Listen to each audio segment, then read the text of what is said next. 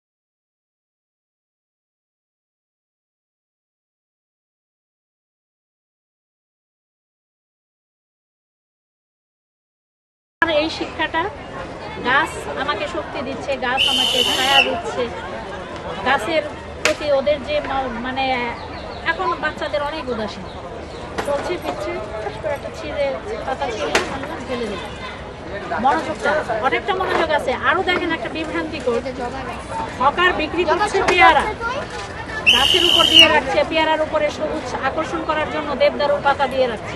একটা ঢাকা শহরের বাচ্চা শিখবে এই গাছেরই এই পাতা।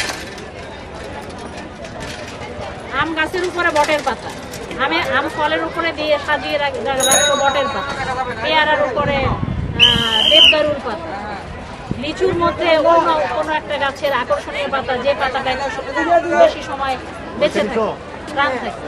এই যে বিভ্রান্তিকর, এইগুলো আমাদের শহরের বাচ্চারা বিভ্রান্ত হচ্ছে। আর স্কুলের জন্য বলবো, স্কুলে এখন বৃক্ষরোপণ কর্মসূচিতে আমাদের স্কুলে হচ্ছে যে গাছপালা আছে, এখনকার যে শিক্ষা, নতুন যে শিক্ষাক্রমটা, এই কার্যক্রমে এই বহির্মুখী শিক্ষা আপনারা যে আয়োজনটা করেছেন, এটা আমাদের এই এখনকার শিক্ষাক্রমের সাথে রিলেটেড।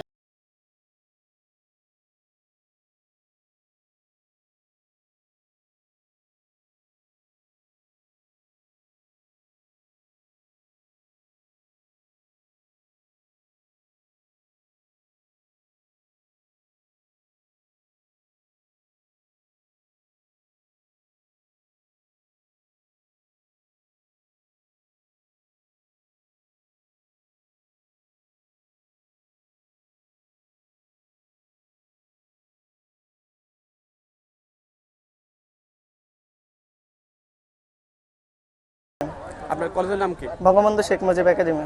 গ্রামের বাড়ি? চাঁদপুর। আজকে যে বৃক্ষমেলা আসলেন এবং প্রতিযোগিতায় অংশগ্রহণ করলেন, কি অভিজ্ঞতা পেলেন? অভিজ্ঞতা অনেক, বিভিন্ন রকমের নতুন গাছপালা দেখেছি যা আগে দেখি নাই, এইসব আরো অভিজ্ঞতা অর্জন করেছি। তারপরে সবাই মিলে অনেক মানুষ, অনেক স্টুডেন্ট আসছে বিভিন্ন কলেজের, সবাইকে দেখছি, বিভিন্ন রকম অনেক প্রকারই অভিজ্ঞতা অর্জন করেছি। গাছ দেখলেন প্রতিযোগিতায়, সবগুলো গাছ চিনতে পেরেছেন? জি, কয়েকটা মিস গেছে, তবে অনেকগুলো চিনছি। আচ্ছা আচ্ছা, কয়েকটা মিস গেছে।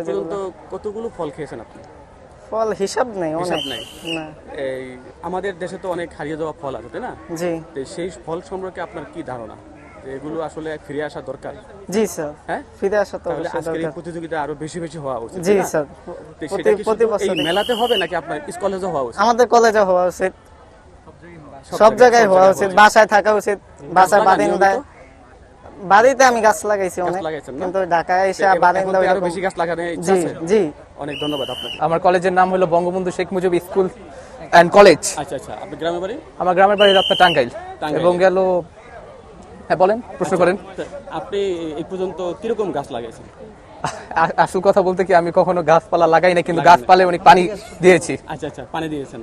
পানি দেওয়ার তো একটা কাজ, তাই না? অবশ্যই গাছ কাজ। লাগালে হবে না, গাছের যত্ন করতে হবে। হ্যাঁ, কারণ গাছ আমাদের অক্সিজেন দেয়, বেঁচে থাকতে সহায়তা করে। শুধু অক্সিজেন না, আমাদের দেশের যে জলবায়ু যে বিপর্যয় যাচ্ছে, পরিবেশ বিপর্যয় যাচ্ছে, সেটা গাছ আমাদের দরকার না? অবশ্যই দরকার আছে। তাহলে এরকম যে প্রতিযোগিতা আপনার কলেজে কি হওয়া উচিত? অবশ্যই হওয়া উচিত। সবখানে হওয়া উচিত, তাই না? অনেক ধন্যবাদ আপনাকে। অভিজ্ঞতা অনেক সুন্দর, কারণ আমাদের বর্তমান যে বৈশ্বিক উষ্ণায়ন এবং এই তাপমাত্রা যে আবহাওয়ার সমস্যা, এই জন্য আমাদের আসলে বাঁচানোর একটা বড় মাধ্যম হচ্ছে গাছ লাগানো, এবং এটা আমরা ক্লাসে পড়াই। এবং আমাদের যে দেশের যে তাপমাত্রা ব্যালেন্সিংয়ের জন্য যে পরিমাণ গাছ দরকার 25%, সেটাও আমাদের পর্যাপ্ত নেই। তো আর ঢাকা শহর তো এমনিতেই গাছের সংকট। সো এই তাপমাত্রা বা বৈশ্বিক উষ্ণায়ন, জলবায়ু পরিবর্তন, green house gas the effect, এখান থেকে বাঁচার জন্য আসলে বড় মাধ্যম গাছ লাগানো। এবং যারা আজকে তরুণ প্রজন্ম, তারাই কিন্তু ভবিষ্যৎ বাংলাদেশ বিনির্মাণ করবো। তো সেই ক্ষেত্রে তাদের গাছের প্রতি এরকম একটা আগ্রহ কম। যেমন গ্রামের যারা ছেলে মেয়ে বা আমরা যারা গ্রামে পড়াশোনা করছি, আমরা অনেক গাছ চিনি, কিন্তু ওরা এই গাছগুলো চিনে না। এবং আপনি কিছু আগে যে কথা বলছেন যে দেশীয় প্রজাতির অনেক ফল, যেমন গাব, সবেদা বা এরকম গাছগুলো এরা অনেকেই জানে না। তো সেই গাছগুলো ফিরিয়ে আনা উচিত। এবং এটার একই সাথে এই বৃক্ষ মেলাটা শুধু এইখানে না, বিভাগ ওয়াইজ, জেলা পর্যায়ে বা সামাজিক যে সংগঠনগুলো আছে, সাংস্কৃতিক সংগঠনগুলো আছে, তারা করতে পারে, শিক্ষা প্রতিষ্ঠান করতে পারে। এবং শিক্ষা প্রতিষ্ঠান করলে আরো বেশি ভালো হয়, কারণ দেখা যাচ্ছে এখানে একটা অল্প সময় পাচ্ছি, ওরা বিরক্ত হচ্ছে, ব্যস্ত হচ্ছে। শিক্ষা প্রতিষ্ঠান করলে কি হয় যে তখন ওই ক্লাসের মধ্যে একটা অ্যাসাইনমেন্ট টাইপের, যে বর্তমানে যে স্মার্ট যে শিক্ষা ব্যবস্থা, সেখানে ওদেরকে একদম প্র্যাকটিক্যালি হাতে কলমে ধরে দেখানো যায় যে এটা এই গাছ বা এটার সুবিধা কি, গাছ লাগানোর নিয়ম, পরিচর্যা করার নিয়ম, এরকম করলে আরো মানে বেশি ভালো হয়। না, পরিকল্পনা বলতে বেসিক্যালি হচ্ছে আমাদের মানে আমার গ্রামে আমার একটা সংগঠন, সামাজিক সংগঠন দিকে আমরা গ্রামে প্রতি বছর গাছ লাগাই। এবং হচ্ছে শহরও আমাদের ওই যে বিডি ক্লিন নামে কয়েক সংগঠন আছে, সাথে কাজ করেছি। এবং আমাদের এটা উচিত যে আপনি যে কথা বলছেন এটা সবচেয়ে গুরুত্বপূর্ণ, যে দেখা গেছে শহরে অনেক সময় বিভিন্ন সংগঠন বা সরকারি উদ্যোগে গাছ লাগানো হয়। তো আমরা আমাদের বাসার টবের যে গাছটা বা ব্যালকনির গাছটা যেটা যত্ন করি, ঢাকা শহরে যে রাস্তায় যে গাছগুলো আছে এগুলো যত্ন করি না। কারণ আমাদেরকে বোঝাতে হবে যে ওই গাছের কিন্তু অক্সিজেন আমি পাচ্ছি, এবং ওই গাছ থেকে যেই মানে প্রকৃতির যে লাভবানটা হচ্ছে, সেটা বেনিফিটটা কিন্তু আমরাই পাচ্ছি। সো এটা যদি আমরা বুঝি এবং যদি আমরা এই গাছ লাগাই, যে তাহলে কিন্তু আমাদের যে পরিবেশের যে ভারসাম্য হবে। যেমন আমি কিছুদিন আগে বাচ্চাদের বলছিলাম যে এখানে বাতাসটা খুব ঠান্ডা, এবং এই ঠান্ডা বাতাসটার কারণ কিন্তু এখানে প্রচুর পর্যাপ্ত পরিমাণ গাছ রয়েছে। তো এটা যদি আমরা মানে নৈতিক এবং সামাজিক দিক থেকে যদি সচেতন করতে পারি, অর্থাৎ টাকা পয়সা না, সচেতন, যে ওদের বুঝাইতে হবে যে এই রাস্তায় যে গাছটা আছে, এই গাছটা বাঁচলে এখান থেকে আমি অক্সিজেন পাবো। এই গাছটা যদি এরকম সব জায়গায় গাছ লাগানো হয়, বা একজনের গাছ লাগাইছে, সেই গাছটা আমি দেখছি, বা গাছটা হেলে পড়েছে, অনেক সময় ঢাকা শহরে ঝড়ের পর রাস্তাঘাটে গাছগুলো হেলে পড়ে, সিটি কর্পোরেশন লোকরা দেখা যাচ্ছে যত সময় আসতে পারতেছে না বা লেট হচ্ছে, ওই সময় আমি যদি আমার নৈতিক দিক থেকে, যে আমার নিজের থেকে যদি গাছটা ঠিক করে দিই, যেটা আমার জন্যই লাভবান হবে, সেটা করা যেতে পারে। এবং শুধু আমার জায়গায় গাছ লাগাবো তা না, অন্যের জায়গায় আমি কাউকে গাছ। এবং আমাদের সবচেয়ে যে জিনিসটা প্রয়োজন আমি ব্যক্তিগত মনে করি, বর্তমান সময় বিয়ে সাথে আমরা যে গিফট করি না, এখানে টাকা পয়সার পরিবর্তে গাছ গিফট করা উচিত। কারণ হচ্ছে আপনার গাছটা হলেই আমাদের এই পরিবেশে ভারসাম্য ঠিক দেবে। আদারওয়াইজ আপনি ঢাকা শহরে আগামী 5 বছর বসবাস অনুপযোগী হয়ে যাবে। অনেক ধন্যবাদ বঙ্গবন্ধু শেখ মুজিবুর রহমান একাডেমি যারা আছেন, সবাইকে অনেক ধন্যবাদ। এবং এই ধরনের প্রতিযোগিতা আমি মনে করি যে নিয়মিত আপনাদের কলেজে হওয়া উচিত, এবং সবখানে হওয়া উচিত, আপনার গ্রামে, প্রত্যেকের গ্রামে গ্রামে হওয়া উচিত। এবং আমরা প্রত্যেকে ফল খাই, তাই না? ফল খাই না, আমাদের বাবা মা ফল নিয়ে আসেন, কিন্তু সেই ফলের বীজগুলো আমরা আমাদের হয়তো ঢাকা শহরে লাগাতে পারবো না, কিন্তু এই যেমন এই চন্দ্রিমা উদ্যানের নামে ছিঁড়ে দিলাম, রাস্তার পাশে ছিঁড়ে দিলাম, তাই না? এটা কিন্তু আমরা করা যায় না? তো এই ধরনের উদ্যোগ নিলে আমরা আশা করি আমাদের দেশের পরিবেশ রক্ষা হবে, জলবায়ু বিপর্যয় কিছুটা হলে আমাদের নিয়ন্ত্রণে ভারসাম্য রক্ষা হবে। অনেক ধন্যবাদ সবাইকে। অনেক যে প্রতিযোগিতার আয়োজন করলেন, যে গাছ চেনা প্রতিযোগিতা, এই ধারণা কিভাবে হলো? এটা আসলে এর আগে ইতিপূর্ব আমরা করেছিলাম, আপনি তো জানেন কিনা আমি জানি না, মিরপুর বোটানিক্যাল গার্ডেনের এক ভাগে হয়েছিল। তো এটার ব্যাপারে আমরা যখন প্রথমে প্রোগ্রামটা করলাম, আমরা দেখলাম অনেক মানে অনেকেই অতি উৎসাহী এই ইয়েটার ব্যাপারে, যার জন্য আমরা আবার এই বৃক্ষমেলা আবার এই আয়োজনটা করেছি, মানুষের আগ্রহ দেখে, ছাত্রছাত্রীদের আগ্রহ দেখে, শিক্ষকদের আগ্রহ দেখে। আমরাও জানতে পেরেছি ইতিমধ্যে যে সবাই এই বিষয়টা নিয়ে খুব আগ্রহ প্রকাশ করেছে, এবং গাছ সম্পর্কে যে নতুন প্রজন্ম জানতেছে, এটা খুবই একটা ভালো উদ্যোগ। তো এই উদ্যোগটাকে আরো ছড়িয়ে দেওয়ার জন্য বিভিন্ন জেলা উপজেলায় এটা কিভাবে সম্ভব? এটা আমাদের আপনি হয়তো জানেন আমাদের এই যে এই ঢাকার যে এই মেলাটা শেষ হওয়ার পরই এই আমাদের অন্যান্য জেলাগুলিতে মেলার কার্যক্রম শুরু হবে। ওখানেও আমরা চেষ্টা করছি যে এই আয়োজনগুলি রাখার জন্য, কারণ অনেকে আগ্রহ প্রকাশ করছেন বিধায় আমরা চেষ্টা করছি ওখানে এমন আয়োজন রাখা যায়। আচ্ছা আচ্ছা, আজকে আপনি কতটি শিক্ষা প্রতিষ্ঠান থেকে আমন্ত্রণ জানিয়েছেন? আজকে 17টি শিক্ষা প্রতিষ্ঠান এখানে এসেছে। আচ্ছা, এদেরকে আপনি কি ধরনের গাছ দিয়ে প্রতিযোগিতা অংশগ্রহণ করছিলেন? এগুলো সবগুলি দেশীয় প্রজাতির গাছ। দেশীয় প্রজাতির মধ্যে কিছু বিরলও আছে যেগুলো আমাদের দেশ থেকে হারিয়ে যাচ্ছে, সেইগুলো গাছগুলোকে আমরা ছাত্রছাত্রীদেরকে পরিচিত করিয়ে দেওয়ার জন্য বিরল প্রজাতির গাছও আছে। তো ইতিমধ্যে আপনাদের মেলা এবার অনেক বড় পরিসরে আয়োজন হয়েছে এবং অনেক গাছ বিক্রি হয়েছে। তো আমরা জানতে চাচ্ছি যে আসলে এই যে বৃক্ষ মেলার যে এই প্রচলন বা এর যে ধারাবাহিকতা, এটাকে আরো গতিশীল করার জন্য কি পরিকল্পনা বা আপনাদের কাছে আছে?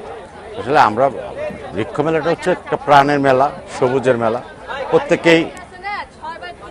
প্রত্যেকেই প্রতি মানে বছরের অন্যান্য দিনগুলো অধীর আগ্রহে থাকে তাদের পছন্দের গাছগুলো অন্যান্য জায়গায় খুঁজে না পেলেও এই মেলাতে পাওয়া যায়, এই বিশ্বাস তাদের আছে এবং তাদের পছন্দের গাছগুলি তখন তারা এখান থেকে সংগ্রহ করতে পারে। যার জন্য আমরাও চেষ্টা করি যে না শুধু ঢাকাতে না আমরা এখন চেষ্টা করছি অন্য সব জায়গায় এরকম মেলা হোক, যেন প্রত্যেক জেলার মানুষ যেন তাদের পছন্দের গাছগুলো সেই মেলা থেকে সংগ্রহ করতে পারে। এবার মেলা কিরকম গাছ বিক্রি হয়েছে? এবার মানে আমি গতকালকে পর্যন্ত আপনার এখানে আমার গাছের সংখ্যা বিক্রি হচ্ছে প্রায় 16 লাখ। গাছের সংখ্যা 16 লাখ, আর টাকার দিক থেকে সেটা 11 কোটি টাকা। এই পৃথিবীকে বাঁচিয়ে রাখতে হলে আমাদেরকে গাছ বাঁচিয়ে রাখতে হবে। এবার এবছর যে আপনার গরমের যে প্রভাবটা দেখেছেন আপনারা, অনেকেই মন্তব্য করেছেন এসি লাগানোর প্রয়োজন নাই, আমরা গাছ লাগাই। এতেই বোঝা যাচ্ছে যে আসলে গাছের প্রয়োজনীয়তাটা কি। গাছ বেঁচে থাকলে মানব জাতি থেকে শুরু করে সমস্ত কিছু এই পৃথিবী বেঁচে থাকে, আর যদি গাছ বেঁচে না থাকে এই পৃথিবী এমনিতেই প্রকৃতি ধ্বংস হয়ে যাবে, শেষ হয়ে যাবে। বৃক্ষ দিয়ে সাজাই দেশ, সমৃদ্ধ করি বাংলাদেশ।